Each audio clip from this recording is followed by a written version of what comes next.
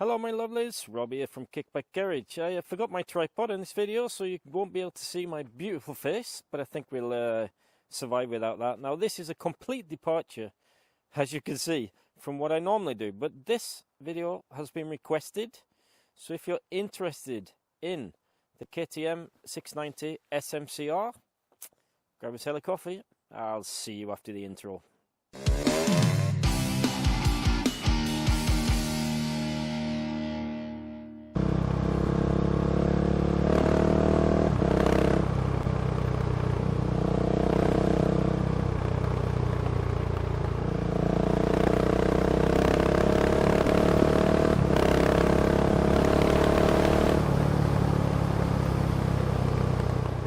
So this is really a long-term review on the KTM 690 SMCR, and my one in particular has been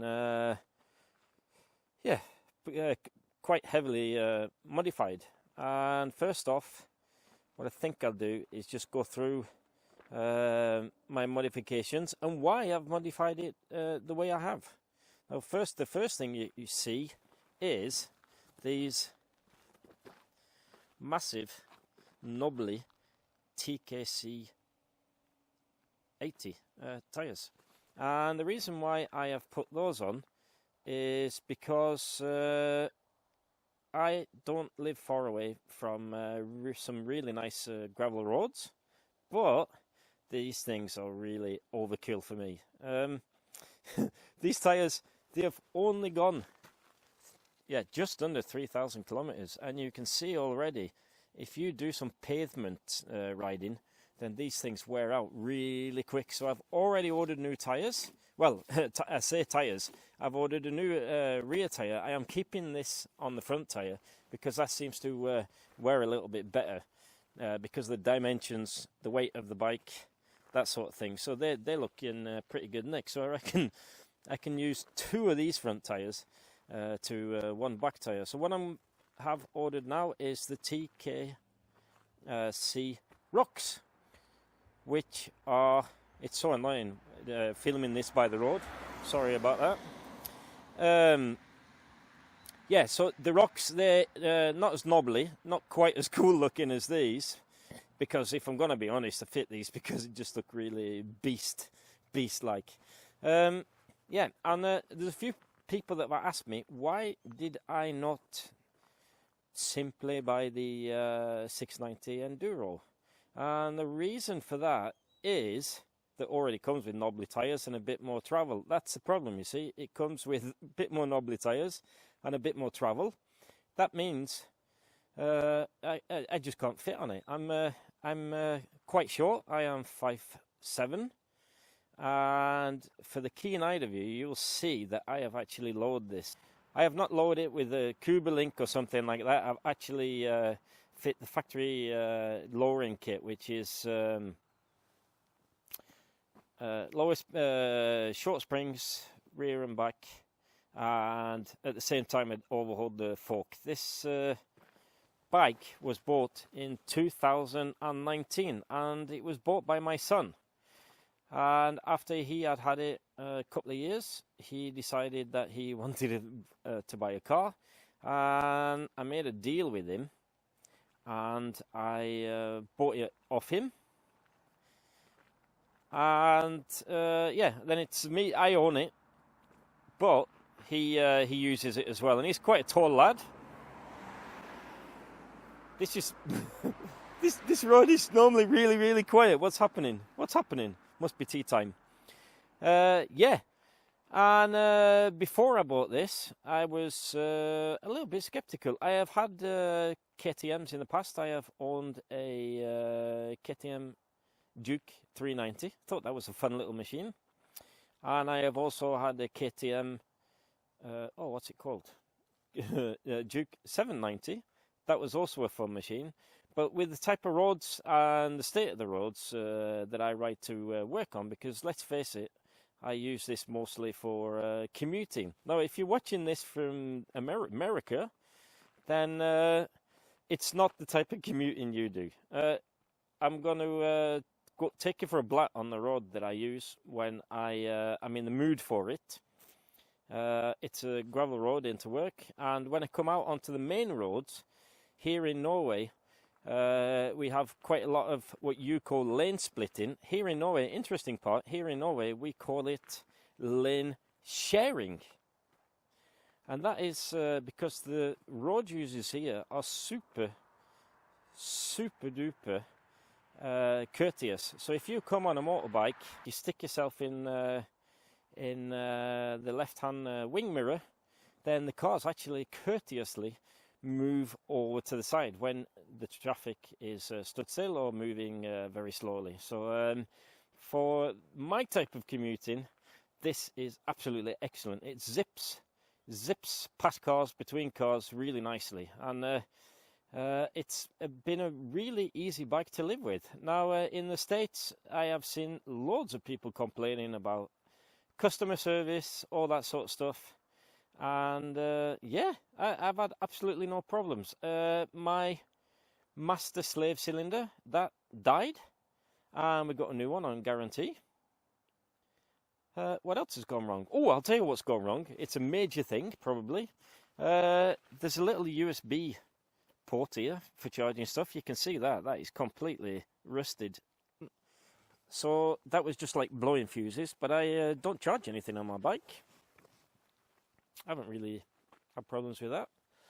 Yeah, the master cylinder, slave cylinder, that died. I got a new one on the guarantee, and it was the USB port. But otherwise, I've had absolutely nothing go wrong with this. I've ridden 26,000 kilometers, and I've just followed the service procedures. So the mods that I've done, apart from the obvious, the big fat tyres and the lowering of the bike. Now I could ride it when it had the SM tyres on. I could ride it fine, but I found on the gravel that my little legs, if on these off-camber roads, when I put my feet down, I just didn't feel confident, to be honest. And because I ride on gravel and tarmac, I don't really need the height.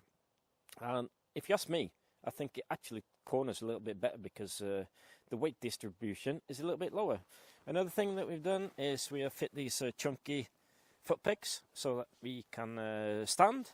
I've got these fancy guards, I can't remember the make, so that I can. The handy thing about these guards is because of my luggage, I use this also for weekend trips, by the way, not just commuting.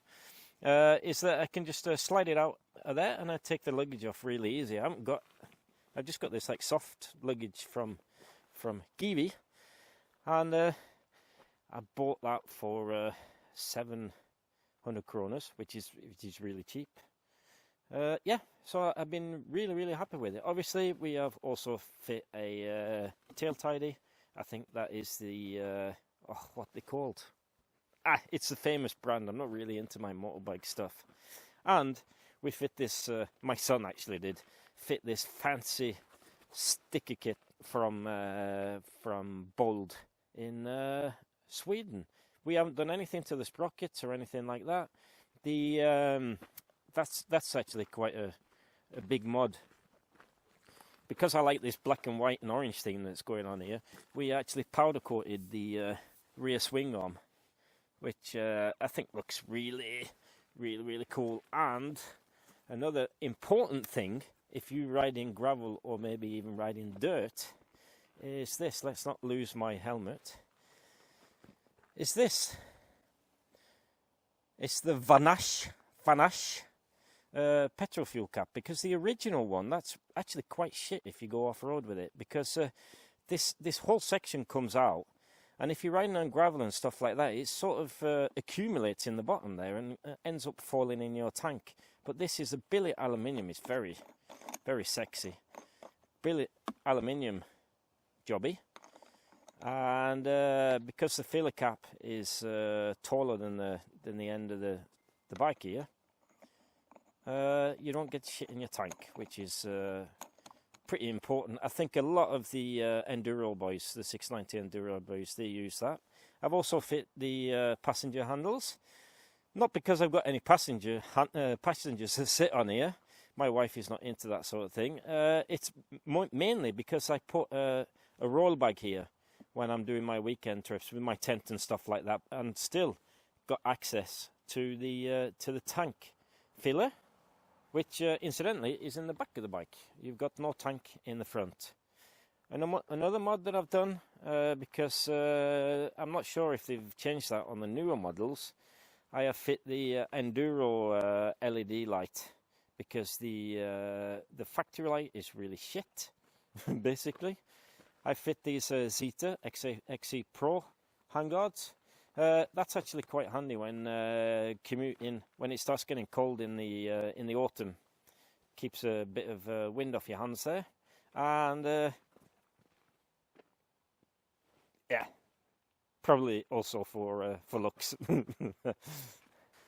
The biggest modification we have done, and you can't see it that well because of the Givi bag, is we fit a full Decat exhaust from Leo Vince. And my son, when he had this, he took out the baffle. So this thing is very, very loud. And to be honest, if I could find a baffle that fit, I'd put it in there. He threw that away immediately when he took it out. So I've got no option. But I sort of got used to it, and I think it's quite cool. I haven't been stopped yet by the police, but I'm pretty sure that if I was hanging around in town, that they would like to have a look at that. And as you can see as well, the indicators that we have, turn signals, that we've blacked those out with a bit of foil. It works really well. So that is, I think that's what we've done to it. And what I thought I'd do is finish with jabbering too much. What I think I'm going to do is put a microphone. I've got two external microphones. So I've got one that I can clip inside my helmet, and I've got one I can clip on my back so you can hear this thing raw. It's absolutely fantastic. Right, let's jump on.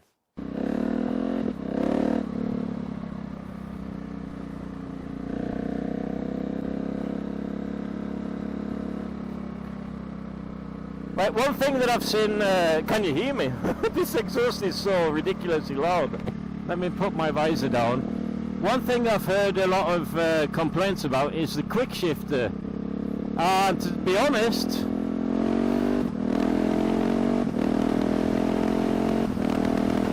I don't have any problems with that either. I've had a couple of dodgy shifts, but both the quick shifter and the blip are up and down. I just really haven't got, but you have to be really positive with it. I think that's the 30 zone, not much you can do there. You have to be really positive about it. There's no point pussyfooting, you just have to give it a bit of a wallop. And another thing to watch out for them is there's a little sensor on there that is a good idea to clean that now and again. But generally, I will say like 95% of my shifts have been fine. Now, before I go on the gravel here, just have to get through this little. This is such a beautiful area that I live in.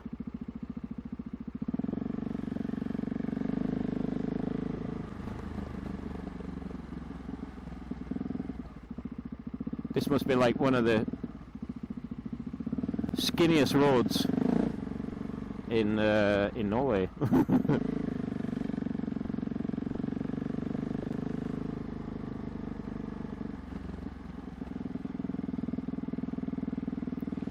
I like to put it in map 2 when I'm on gravel, just so it's not quite as aggressive. We had this on dyno. And we dynoed it to 69 horsepower on the rear wheel, and we haven't done anything to the airbox. We're running a standard airbox on this, and I think it's plenty because of the light weight of this thing.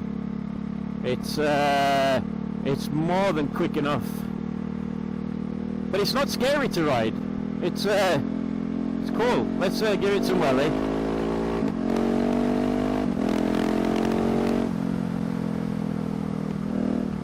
Gets up to speed really quick. Listen to that exhaust.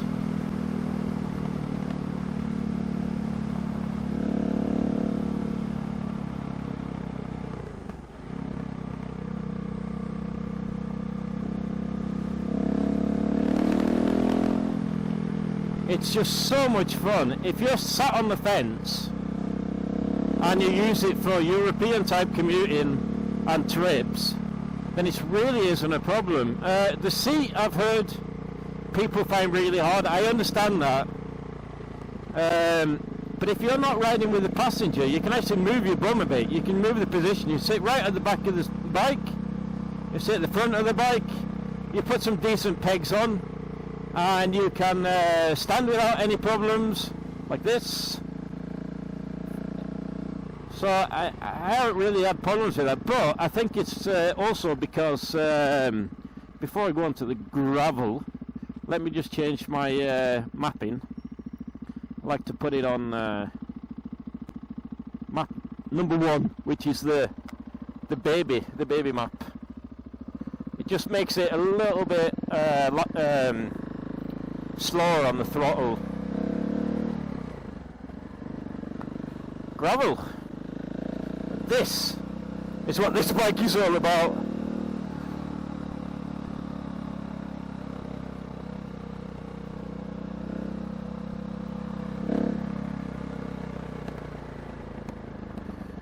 My problem is, on this road here, a lot of people they like riding rally with the cars, and there's quite a few tractors and stuff up here, so I have to take it pretty gingerly. But all the same, it's a bit loose as well, the gravel, and that's why I really like, for these sort of conditions, the tyres that I've got on are really, really excellent. Hey, it's actually a bit wet. I'm not going slow because the bike goes slow. That's more me than the bike.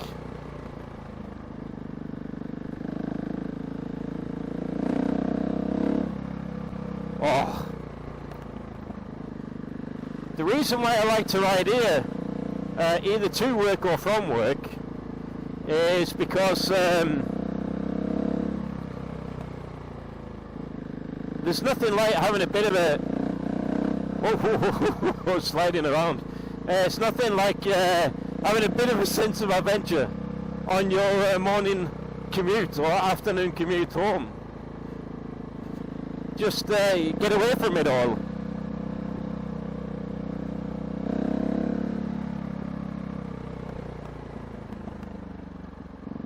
There's loads of washboards here. Even though I have lowered the suspension, I have it set up quite soft, and this suspension is fully adjustable on this bike.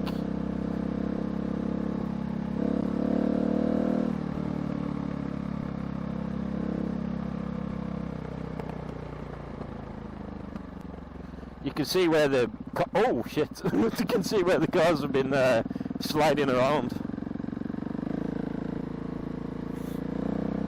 It rained yesterday, you see, and it gets really, really greasy, slippy.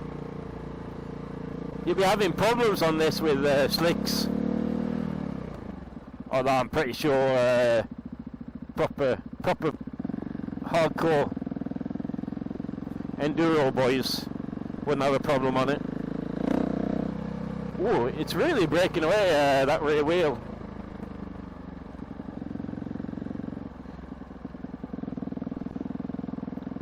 Bumpy.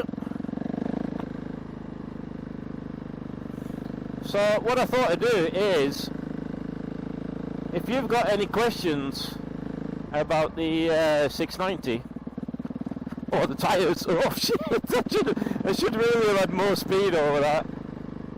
I just find it really hard to concentrate and talk at the same time.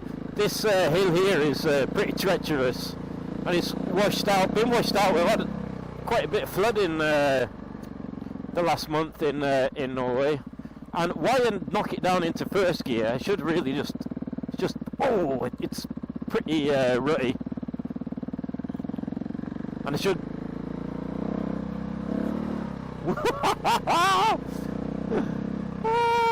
I should have had a camera on my back because I'm spitting gravel up all over the place. It's just so greasy today. I really wanted to wait until it was dry, but like I said, I'm changing those that rear tyre, so I really wanted to sort of get a review in on the tyres. 3,000 kilometres is just not enough, really. That's too rich for me. But I was watching another Norwegian YouTube bloke called T.Hansen. I think I'll put a link to his channel, and he's always off adventuring. I haven't really got time for the big adventures. I've had some nice weekend trips with the boys, where we drive into the country and try and find as many gravel roads as we can. But yeah, T.Hansen, he has fit the TCK rocks, and he's just got 8,000 kilometres out of his rear tyre, which, because I've got many bikes,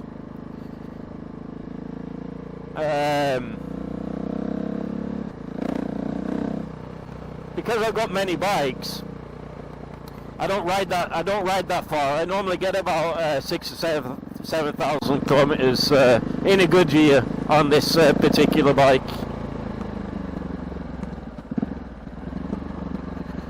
And you can probably see that I am actually using my clutch, and I have no idea why. Reflex, I think. But look at these roads that I've got, and I'm not going to show you the whole road. This stretches for round about 16 kilometres, and then I've got 8 kilometres on the tarmac into work. But I don't, like I said, I don't do it both ways.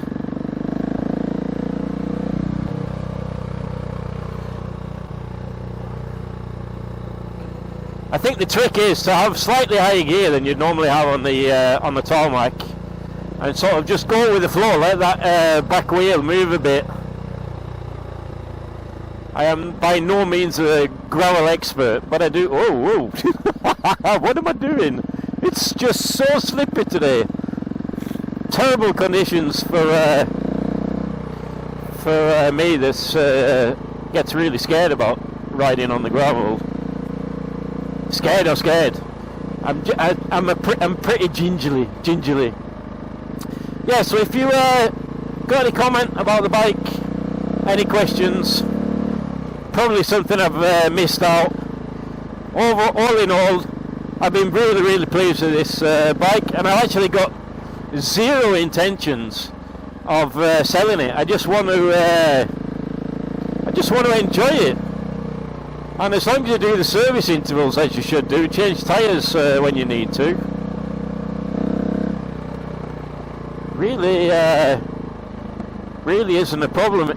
It is not for you. If you've got some serious motorway miles, it's probably not for you, because obviously you're open to the elements. You haven't got a windshield or anything like that, so you do feel the wind blast.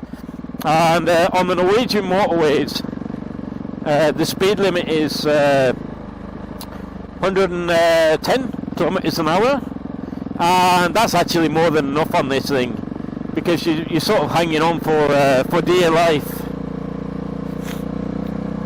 I think that's also because the seating position on this is pretty much sit up and beg, but my feet are in a sporty position. They're sort of at the same angle as my bum, if you will, tucked up in the same angle as my bum.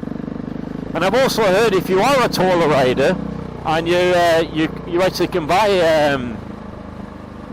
and you fit fine on an enduro bike or the SMCR in normal stock, it's probably a good idea to lower those pegs a little bit so that you can stretch your legs a little bit. And that's one of the reasons why I think I find it comfortable. I feel it's really roomy, nice wide bar, nice and stable. It's got a great turn of power if you need it. Vibrations, yeah, I don't know. I'm used to riding classic motorbikes and bikes, and to be honest, I don't think I don't feel the vibrations through. Maybe a little bit of a tingling, but I did that on my KTM Twin as well, and it really doesn't bother me. If anything, when you choose a motorbike, it's all about feelings. If you like the look of something and you like the feel that it gives you when you're riding on it, then why shouldn't you buy it? For me, that's sort of what it's all about, and that's why I ride around on mostly on 60-year-old scooters, because I just feel I feel cool on it. Let's be honest. We don't in this day and age in Europe can't commute on these things the whole year round. So why not buy something that's a little bit of fun and looks a bit cool? Anyway, I'll potter myself back home, and I'll see some of you in the next video, where it will be about scooters again. Oh, it's fun. The reason why do you do it? I do it because it's fun. I think it's a bit scary, especially when it's as greasy as it is now. But it's just so.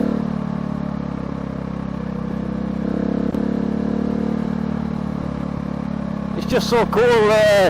I think I probably got one of the world's coolest commutes.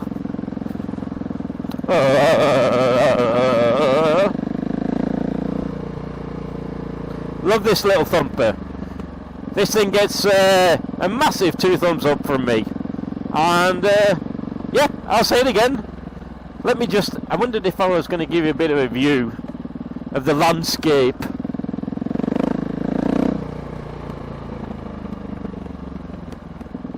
Lakes, gravel, grey skies. What more could you want?